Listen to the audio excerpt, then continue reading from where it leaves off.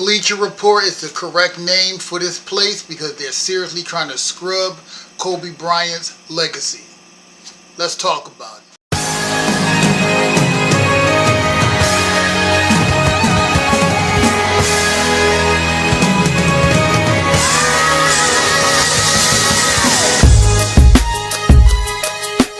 Okay, welcome back to Ring Culture, where we play no games. We just spit game about the game we love. Before we get into this video, go to my reaction page and check out my sports reaction and some of my other reactions as well. It's called The Nuclear Reactor. The link will be in the description. Let's get into the story real quick. Bleacher Report released a top 100 list. Obviously, I'm not going to go over the whole entire list. I want to go down maybe the top 10, but I'm going to mention 11 because 11, as we all know, is Kobe Bryant, which is extremely insane to me. And then come to find out that Bleacher Report gave Kobe Bryant Athlete of the Decade. So this is hypocritical. But let's just go down this list. I have a problem with two main entries. I have a problem with LeBron placing and Kobe placing, and I find it hard to place Wilt Chamberlain. But let's just go down the list for a second. So obviously, they got Michael Jordan at number 1. I got no complaints with that. LeBron at number 2 is absurd. LeBron is not top 2. He's not even top 5. He's barely top 10 to me. Kareem's number 2 on my list, so I got no problem with that. I wish he should have been higher. Magic is number 3 on my list. I got no problem with Magic at number 3. Number 4 is Russell. And, number 5 is Russell. Russell is number 4 on my list. Now, Shaq on my list is number 6, like he is here. But Kobe is number 5 on my list. No, I have Shaq number 7. And I have Duncan at number 6. I have Kobe 5. Duncan 6 and Shaq 7. Number 7 here is Tim Duncan. I got no problem with that. I told y'all where I have Tim Duncan at. Larry Bird, I think he's too low. Wait a second, I think I had Larry Bird behind Russell on my list. So let me think about this for a second, because I think Bird is low. Yeah. Everybody I had after Russell is one place back, because I have Bird after Russell. So yeah. Number 9 is Wilt on their list. I don't have too big of a problem with that. Wilt's hard to rank to me. Number 10 is Steph Curry. I forgot I have a problem with this placing. Steph Curry is not in my top 10. Number 11 is Kobe Bryant. Number 12 is Hakeem Olajuwon. And I'll give one more. Number 13 is Kevin Durant. So, this list is not, some of the places in this list to me is not horrible. Let's go over it one more time. 1, Michael Jordan. 2, LeBron James. 3, Kareem. 4, Magic. 5, Russell. 6, Shaq. 7, Duncan. 8, Bird. 9, Wilt. 10, Curry. And 11, Kobe.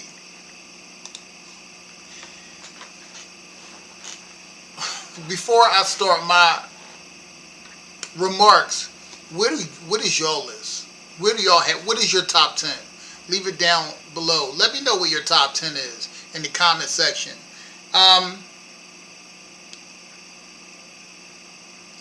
am a prisoner of having eyes. You know what I'm saying? I've always maintained that LeBron and Wilt Chamberlain are 2 of the hardest superstars to rank in NBA history because they have so many stats but so little championships to show for them. they have a lot of empty stats. I mean, Wilt has 2 championships, and Wilt, I did not see Wilt play, so I can't explain this, but Wilt Chamberlain went from averaging 30 points in the regular season to 22 points in the playoffs to 18 points in the finals. That is a severe drop-off, and I don't have Wilt ranked really high in my list, because, as always, Wilt Chamberlain, Kobe Bryant, and LeBron James are prime examples that stats don't tell all the story.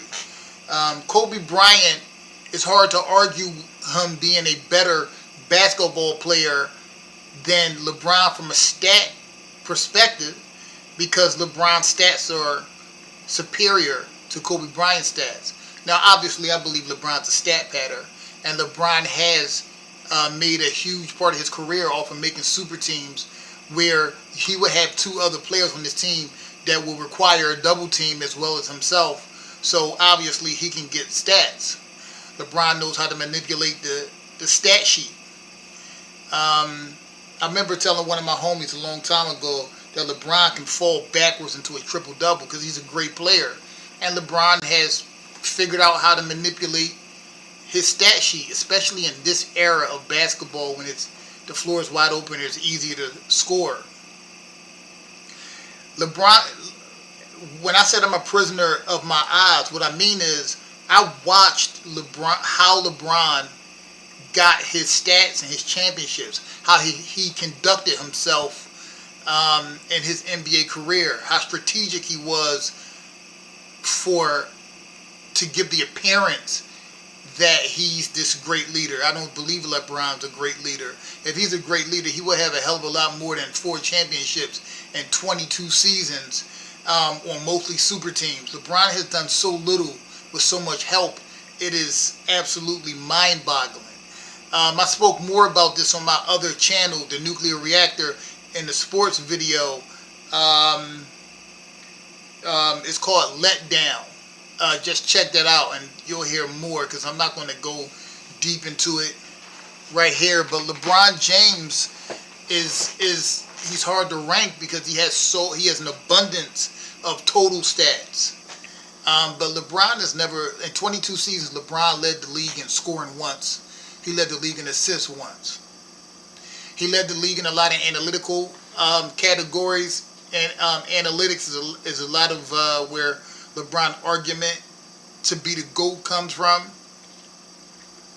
I just don't believe he is close to being the GOAT. But to be in the league that long and be considered this great leader, he's only led the league in 2 categories, scoring and assists, and he only has 4 championships. He cannot be the second greatest player of all time, in my opinion. I have LeBron 10th on my list, again, because I'm a prisoner of my eyes. I watched the way he got his points. Now let's switch over to Kobe Bryant for a second.